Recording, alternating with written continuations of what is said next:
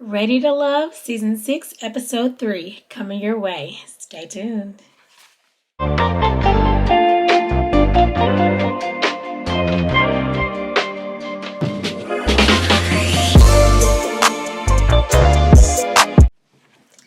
Hi there, Simply Stubbies. Welcome back to the Simply Stacy YouTube channel. It's your girl, Stacy, and this is another reality recap. We are on Ready to Love, Season 6, Episode number 3, and it is called Sparks Will Fly or Fizzle. Okay, so I will say that they have the most twists and turns this season than any other season in the past. There was episode number 2, which was called Blind Dates, and we met 2 new cast members. But guess what, guys? There are 2 more blind dates this week, and we're meeting more cast members. Okay, so it starts off with the ladies' lounge. So we know that the ladies have the power. All of the ladies finally meet Carmen, those who were not on that bowling date with her. And then Carmen tells about her date that previous week, and then Ace also tells about her date. This is the week for the ladies to set up a date that is unapologetically them. Tommy tells them to see if you guys can find someone that fits into your life. So basically, be who you are. Ace, if you love yoga, then set up a yoga date or, whatnot. The first date is Daikia and Eric. So Daikia is open to having kids. Eric is 44. He is a new guy. So this is a blind date, and Daikia is on that blind date. And he has a 21-year-old and a 33-year-old. Now, Eric and Daikia actually seems to have a lot of chemistry, and he's a decent-looking guy. He also, I believe, is bald and bearded. I think that's just a thing these days, period, but especially like in the DC Potomac area, for black men to be bald and bearded. Eric is actually a private chef. He says a celebrity chef, so I'm guessing he has some celebrity clients. He also says that his parents are role models for love. They have been married a long time, and, that's kind of what he wants in life. He was a preacher's kid. He also was an army brat. I believe he said his dad was stationed in the military. So Daikia does think that Eric is attractive. Eric does say that he was a systems engineer before he became a private chef. He was an engineer, and she said, "Oh, so am I." And he says systems engineer. She says she is as well. So they have that in common. She says she works for NASA as a system engineer, and she also owns her own dance studio. So I was like, okay, Daikia, I see you out here. They seem to have a lot in common. They seem to have good chemistry, good conversation. Another thing that came up is that Eric said he was living somewhere else, but he came back to town because his uncle had cancer and was going through chemo. And I don't know if he was his caregiver or he just wanted to be closer to family.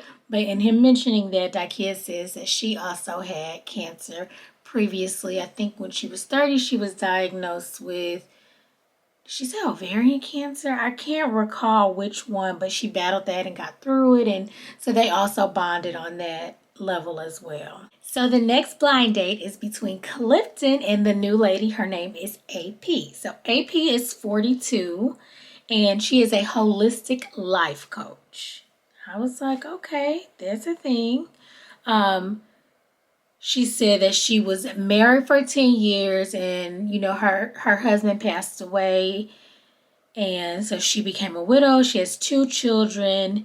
They are 9 and 7. Clifton has 2 children as well. We learned a 17-year-old and then a 3-year-old. She's like, oh, wow, that's a big age gap or span. She is vegan. She's at a vegan restaurant. And it was so funny because y'all know Clifton got all the jokes. So he get here. He was like, well, I don't know if it's nothing I can eat here at this vegan restaurant. So he is like, I'm carnivore. She, on the other hand, is holistic and vegan and all that stuff. So they do talk about the menu just a little bit. He's like, I guess I could find something out here. He was like, I eat vegetarian too, but with meat. I'm like, Clifton. Yeah, funny. She says that he is beautiful. She think he eating all the right stuff all the way down to his glistening beard. And, she appreciated what she saw initially. But then she says he reminds her of her brother. And he was like, okay, well, what part of me reminds you of your brother? And she was like, oh, y'all got the same round face.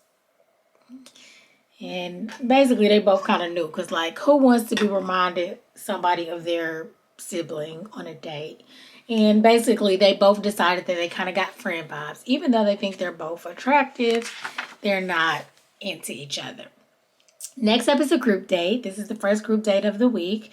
And there is Dakia, Ace, Eric, who is the new guy, Cornelius, who was the new guy from last week, and then Joy is also there as well. And they are doing this kind of speed paint dating thing. And Dakia set it up. So they all have their canvases, they're painting, and then there's like a buzzer, and they move their painting and another person adds to their painting. And then at some point, the people rotate. At first, I thought the people were just going to keep rotating, sit next to somebody else and chat with them, and then, add to the painting. But it was a little strange. I couldn't really see how it went, because the first time they only moved their paintings and went back to where they were originally sitting. And then the second time, people actually moved. So I was like, oh, okay, cool. So Cornelius was painting his dead cat next to Joy. He's painting a cat, and she was like, oh, okay, this is interesting, this man here painting a cat. She was like, do you have a cat? He was like, no, I used to, but he died. And she's like, okay, so you're painting your dead cat? Like, she like, I can't even really take him serious. I can't have no serious conversation with him. Like, for real. But she was still being very nice. She wasn't being like, making fun of him or anything. That was just in a confessional. Yeah. Dakia, she does like Eric, because remember they're the ones who met on the first date, the blind date. But Eric is kind of chatting it up with Ace, and they seem to be getting along for the most part. And Dakia does end up pulling Cornelius to the side. So like, well, hey, basically this is my first time really meeting you. We haven't gotten a chance to talk. Let's go get some fresh air, have a chat. She like, but I gotta give Eric a wink so he know I ain't forgot about him while he over there talking to Joy, because he had rotated and he ended up talking to Joy. Now him and Joy really did hit it off. He let her know he was a chef. She's a singer. They both have this kind of creative energy and creative vibes in their careers. And it seems, I'm like, okay, a private chef could travel, I guess, just like a singer, because remember, she didn't want to stay put when she talked to P.O. last week. While Dakia is talking to Cornelius, they both realize, they both don't have kids. He definitely wants some kids. And she said she really hasn't decided if she does or doesn't want kids at this stage in life, because if she can and that happens for her, then that's fine. But she's like, sometimes she feels a little selfish and she doesn't really even know if she wants kids. So I was like, oh, that's not going to be a good look. But that might be better for her and Eric, because remember, Eric had the grown kids, like 20s, in their 20s. And so he said he was open to having another child, though. But she just said if it happens, it's fine. So I think that they could be more on the same page in that aspect. Dakia did say that she wanted to be married and she wants a family. And then Cornelius had the nerve to say, Dakia did mention like she wanted to be married, and I'm not sure how I feel about the institution of marriage. So that was kind of like a red flag or something. I'm like, sir, what the hell are you on Ready to Love for? Because although anybody just want a relationship, I think these people want to get married ultimately. So yeah, so now I'm like, okay, so the lady who got sent home last week, Tiffany, who was telling him, like when she stopped talking to him after he was on the fence about whether or not he wanted to be married, I'm like, just be upfront and honest. Be like, I would love a long-term partnership. I do not really believe in the institution of marriage for whatever reasons. And be honest, you might find somebody who feels that way as well. But this whole, that's a red flag and all that stuff is kind of annoying to me. And I'm like, Cornelius, you probably should go home. Next up is Sabrina and Paul. So Sabrina was one of Paul's top picks from the very beginning. He loved her look. He just really wanted to get to know her better. He was excited about the date. And she asked him, like, I understand most times when we talk, you talking about your business and you're all about your business. I understand that. But what were you like as a kid? And he basically said, he was mischievous, but he definitely always had entrepreneur spirit. He'd go knock on his neighbor's doors and seeing what little odds and ends he could do for them. And she's like, okay. She was like, it seems like in my mind, you're always in go mode. You're always on. And she's like, I'm like that as well. But, in my relationship, I kind of don't want that. And I don't know if that would be a good thing for both of us to have that. And he did just go right in and ask her, like, Sabrina, am I someone you can see yourself with? And guys, she said, I get mentor vibes from you, friend vibes. And he did say he was kind of hurt by it. But I mean, Paul is 48? I don't know how old Sabrina is, but maybe like 35. I just don't think that he was ever anyone she would date or take seriously in the dating aspect. And she was very upfront, and I appreciated that about her. She didn't lead him on. She didn't give him false hope. She said, you know what, we've had this day. And now her rationale and reasoning might have been like, well, I guess. But that was what she went with. And I definitely appreciate that she said, you know what, Paul, I get mentor vibes. I mean, like, you too old for me. That's what it is. Like, I feel like you can teach me some stuff about business, but not in love. Okay, next up was AP. Now, this is the new lady this week. And she's the 42-year-old holistic coach. And she goes on a group date with Laverne. Remember, he was the bodybuilder. Demetrius, the former Army vet. I think Laverne is also a vet, but Air Force. Paul, the older guy, and Joy. So they go bowling. I'm like, okay, so bowling is a thing, because this is the second bowling that we've seen this season, and it's episode number 2. 2 and 3. They went bowling. So it's not even that far along. They still went bowling again. So Paul is trying to teach AP, and like, my mom was a bowler. She bowled around 300 all the time. So you ain't going to get no better than me teaching you. So AP seemed to be into the teaching or, playing along. When he tried to teach Joy, she really wasn't feeling it. She just like, I'm going to bowl. If I get this, then you ain't do good. If she was joking, but you could tell she really wasn't feeling him like trying to coach her through the bowling. Like, everything isn't about, perfection and all that stuff. But I just think it's his personality, and it just doesn't mesh with everyone. Laverne and Joy, they start talking and kind of being playful and flirty. But I was like, Laverne, you on some, not just flirty, but he even said like he be trying to push it. And Joy said it was fine. But I can't remember the comment that he made. Something about give me some good luck or whatever. She rubbed his shoulders and he was like, oh, or you could touch my butt. Now, I know the lady did that on the last day, Carmen, but everybody don't want to touch your butt, sir. It was just a little bit too for me. But Joy said she was fine with it. They give it back to each other. She did not touch his butt. She was like, I'm not going to go around here touching everybody's butts. She rubbed his shoulders and called it a day. But it seems like they do have a vibe. He's like, well, I mean, you don't look 41. I don't look 45. 44, and we should just kind of be getting to know each other more. And she said she was open to it. Then there's another group date. This is a tour bus ride to see the monuments, because they're in the DC area. And it was kind of weird because you know how the bus is, it's 2 seats. So in the aisleway, it was the new lady AP, and then Wiley was there, the youngest guy. Sabrina was behind them in a seat by herself across from Tori. And then Demetrius was in a seat by himself. So this was an odd day for 5 people just because of the setup. So Demetrius legit was in the back of the bus by himself.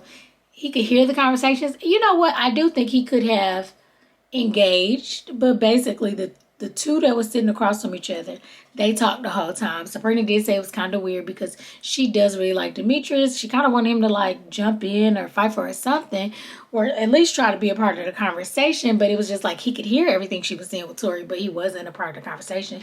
So that was a little bit weird. AP, she's a little annoyed because she likes Demetrius as well, but she's across from Wiley, who is 32, and I think she's 42. And she's like, she's a college professor or something, or she used to teach college, and he reminds her of one of her students. And I'm like, Lord, the Clifton remind you of your brother? Nah, he reminds you of your students. Are you gonna like anybody on this show? Child. But Wiley was trying to be very engaging and, chat with her and all this stuff. But he gonna have to stick to dating these younger women because these older ones, they like strictly like a no. It's a no for me, dog. Hard pass. Okay, Sabrina, she does enjoy her conversation with Tori, but she just, like I said, it was just like Demetrius was in the background listening in. Next up, there's a date with Clifton and Joy. We love them. And she said she's been waiting on this. They're at a restaurant, they're having dinner, and her food comes like this huge plate, and she's like, oh, this is so big. He was like, oh, I'm gonna help you with that. She was like, ooh, can I feed you? Because they always flirtatious, honey.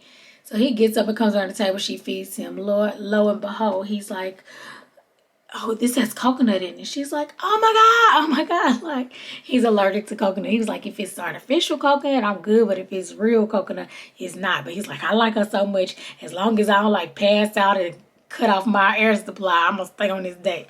So I don't know if he got an EpiPen or what. But anyway, they went on about the date. But it was so funny because she was like, oh, Lord, Clifton, don't go. They was so funny and dramatic. And they just made light of the situation because it could have been really detrimental and awkward.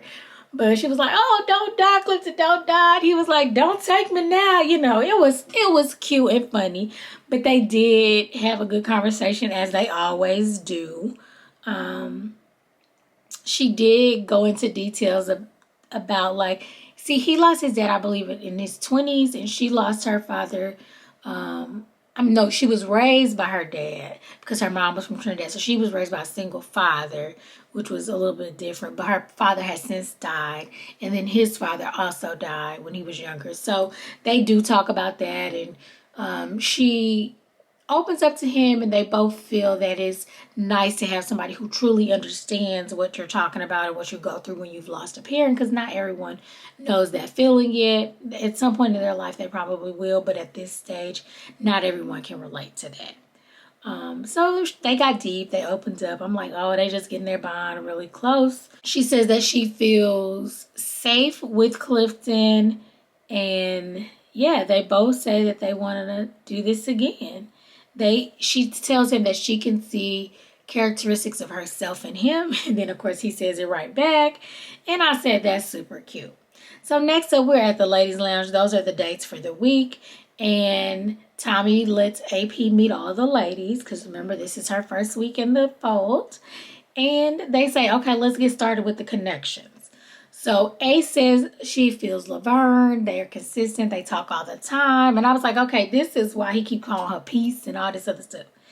Now, Joy says, of course, Clifton.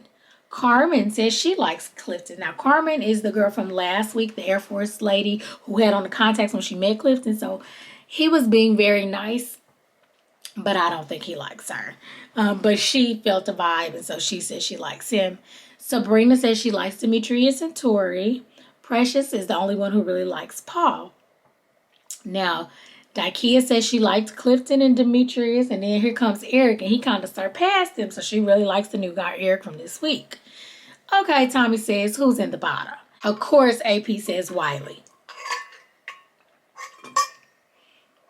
She says that Wiley is too young. Daikia says Laverne, and Cornelius are both in her bottom. Carmen says Laverne. Carmen is the lady from last week, which is crazy because she's the one who went on the first date with him. So I guess they exchanged number and they've been talking this week. But so she says that he's so negative. She was like, he wants to come across like he's super positive, but then he be saying negative stuff on the phone. And a couple of the ladies seem to agree with her. So I'm like, Laverne got some different sides to him, because if Ace is liking him, he can't be negative on the phone with Ace, and he calls her his piece. Or she doesn't mind bringing the positivity out of him, and maybe that's what he needs. Not sure. Okay, Ace says that Paul, she gets homie vibes from him. She ain't trying to take him home, so he's in her bottom. Joy says Cornelius and Paul are in her bottom. Sabrina says Cornelius and Paul are in her bottom. So Precious got to stand up. Now, she the only one that really feels like she likes Paul. Sabrina did tell them why she didn't like Paul, because, always about the business, want to push her, and in her relationship, she don't really want that. And Precious was like, well, I'm more kind of flighty, so I kind of need that. And so Tommy was like, well, that's fine, Precious, but basically what that tells you is how different people need different things. And it's okay for Sabrina not to like him for those reasons that you do like him. But she was like, I'm standing up for my man. He not going home. He has a connection, basically. So basically, Tommy says, okay, y'all know what to do. Y'all let the ladies know. Joy goes out with Cornelius. And he even says, like, I didn't really get good vibes from Joy when I first went out with her. Like, I didn't get a connection, but maybe that's what it is. I'm like, sir, you ain't been here long enough, but you going home. Or at least you got the potential to be going home. And so they get to talking, and he says that he's a little bit skeptical about this conversation. And she tells him he is such a great person, and she says that she does want to handle him with care when, I guess, she's talking to him. But she's like, basically, I've talked to a lot of the women, and they really see you as a friend. He was like, dang, I done got friends on by 7 women at the same time. I ain't never had that happen.